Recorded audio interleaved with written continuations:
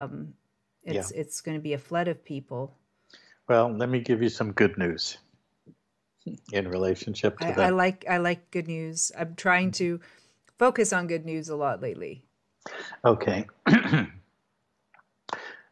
Many people probably look at current events with the purposefully pre-planned pandemic, the virus, the quarantine, the worldwide shutdown. This is a plan that the deep state has had on the books for hundreds of years. Okay, they've been planning this virus for more than 100 years. The first run of that was the Spanish flu 100 years ago, Hmm. and the science and the biology and everything that they have controlled through private corporations and academia and covert operations has been evolving since then. It was intended to implement or bring in the New World Order, force vaccinations, force chipping, force biological control.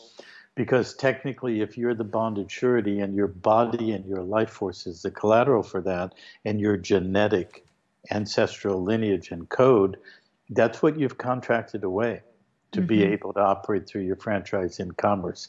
So, um, as such, they have absolute capacity to do whatever they want to maintain public policy, the public funds issue system, the central bank system, and so forth.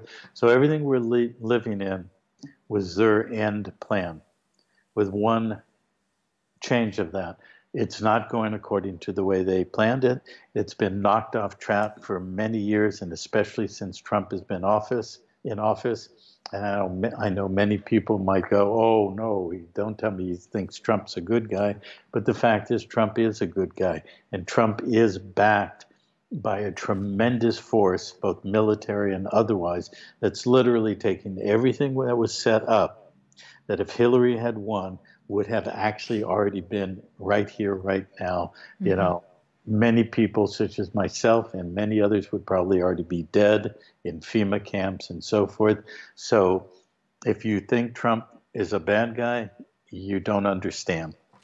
What you need to understand is that truly was the end of what would have happened as a 16-year plan with Obama and then Clinton, and we'd already be there right now.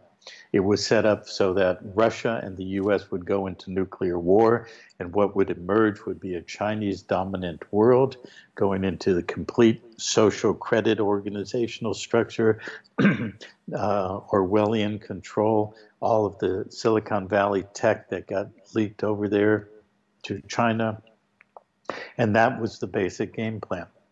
But it has completely been reversed, and it forced them to bring out this at an inopportune time. This meaning the virus and everything at an Hmm. inopportune time that they really don't have control. So everything they're doing is reaction rather than directive Hmm. cause.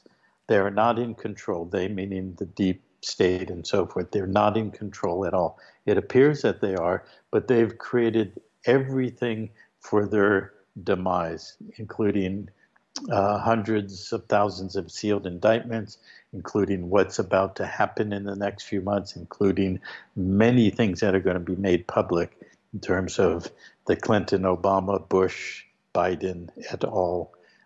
Cabal. And so um,